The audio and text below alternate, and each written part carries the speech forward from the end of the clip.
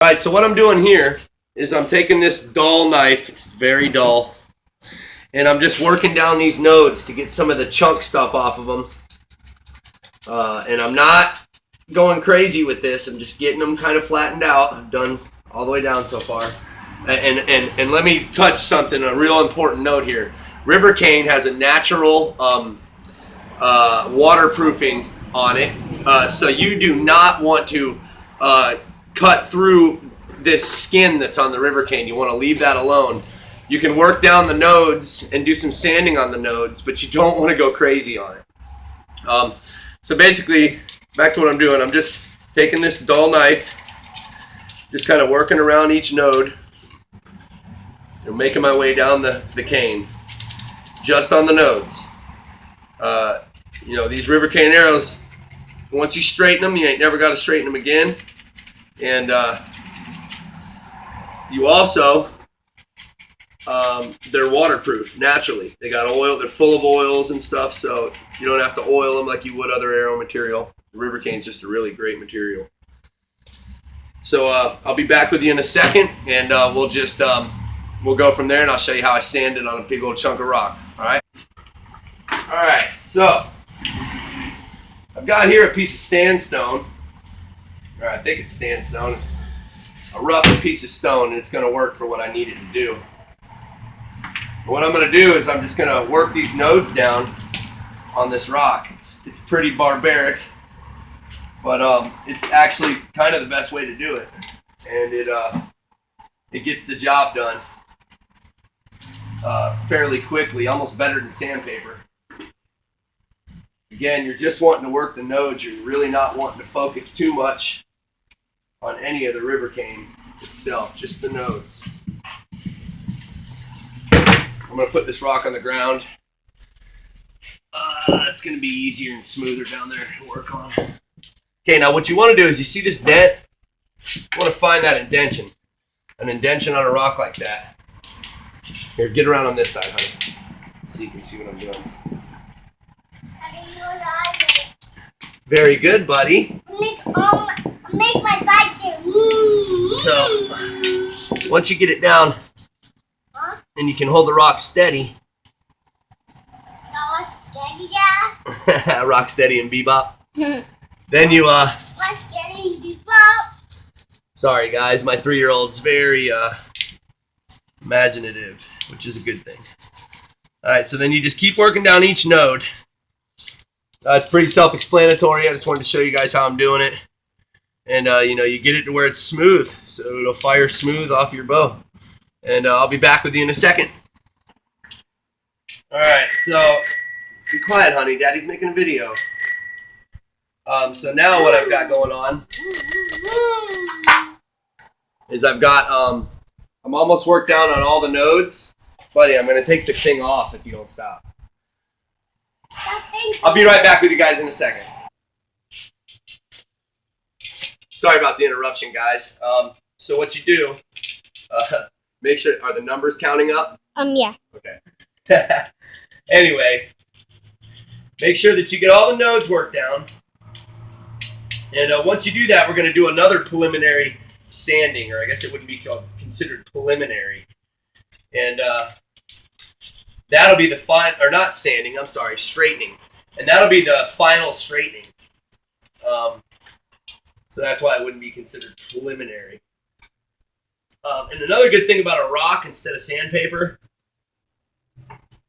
is that not only is it stationary, but oftentimes you can find a little bump on the edge of the rock that'll fit into these little, if you get real close on it here, you see these, there's like an indention here, and the rock will fit inside of there and get that little bump and sand inside of it. So we're almost done here. I just got 2 more nodes, and I'll be back with you in just a second. Okay, so now we've got it pretty much, all the nodes are worked down nice and smooth. And if you look down, here, let's turn it this way for the lighting purposes. You look down the shaft, the cane. See, all the nodes are smoothed out tremendously better than they were before. So now what we're going to do is we are going to set this heat gun down low so you guys can get a better vantage point of it. And we're basically going to do the same thing again, and I'll use this rock, excuse me buddy, to kind of hold me in place here. Now it's a really good idea to continue to just look down the shaft. Like see, it needs to be heated in the center of these two nodes.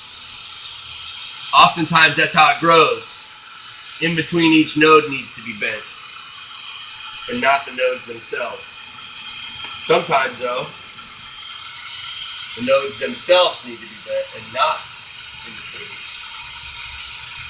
This is a very hands-on thing, and it's really, there's no exact method to doing it. But I'm going to give this one more good straightening, and then I'll get back with you guys. All right, so my next method of the bending, heat straightening the cane is what I do now is I go along after I've given it another basic bending, straightening. I go along and I heat up all the nodes, and I basically put the nodes all in line and get the little bumps that are out of the nodes. And at the end of it, you'll end up with a long, gradual bend pretty much down the whole cane.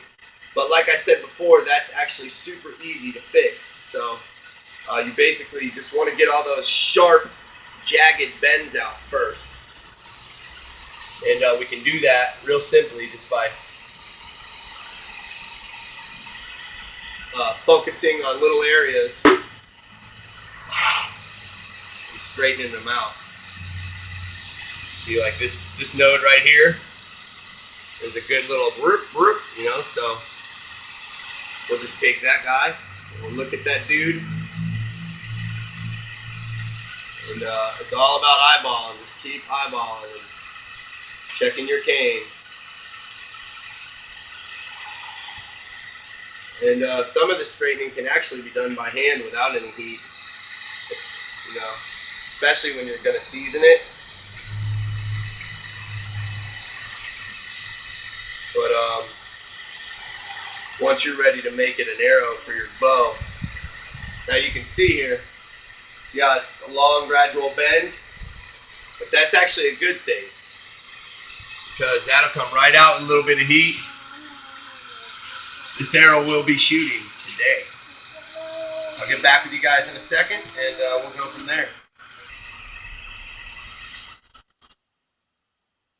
Alright, so now what we're doing is we're taking that long gradual bend out of it. Hold it. Hold on, baby.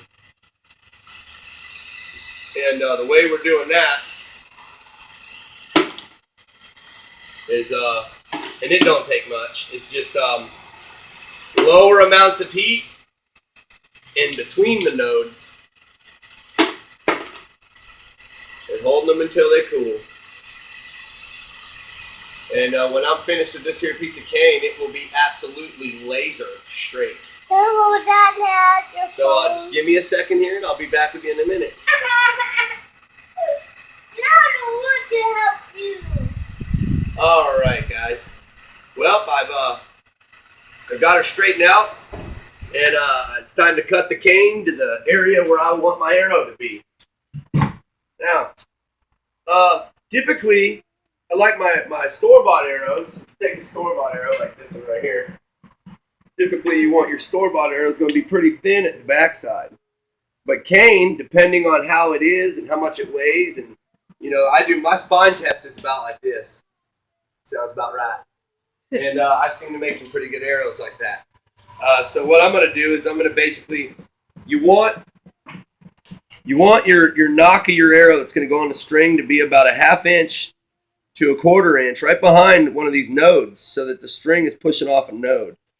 You want the front of your cane, part of your shaft, to end about 2 inches in front of a node, because when you put your foreshaft down into it, this is just an example, it needs to hit a node on the inside with your arrowhead on the end. That way it all works out. We'll get into that in the next part. But as you can see, I've straightened her up real nice. I mean, that's absolutely laser straight for something right out of the wilderness. Now I've got to decide where I want it. I was thinking here. It's going to be 2 here or here. I am trying to get the back of it as thin as I possibly can. So I'm going to go ahead and go with here.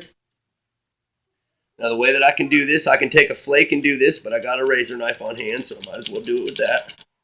And what I do is I just go around and I score the outer skin of the cane all the way around, and then make sure you stay on film. Make sure you keep me in the film, honey. You're scratching yourself and stuff. All right, so there's the end broken off. So you can see there's the node. There's the end. Now, I need to find out where the front of this baby's going to be. So there's a node right there, right where my finger is, right here.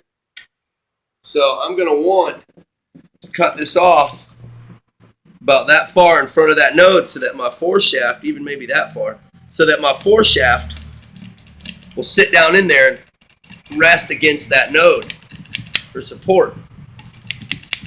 We do the same thing and cut around all the way around the cane. Score it. You don't got to cut all the way through, and then you just break it off. And you can see there's the end. Now here is the river cane portion of an arrow. And I see a little bit here that needs to be straightened. I think I was planning on making this the back, and I ended up going back one more node. That's not a big deal. You just heat it, gently bend it. You do not want to heat it so much that you ruin the structural integrity of the cane, but you need it hot enough that it becomes pliable. And there you have it.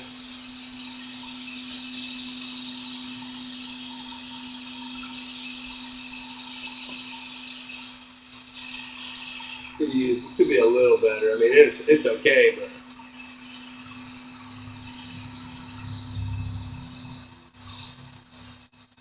let's see here.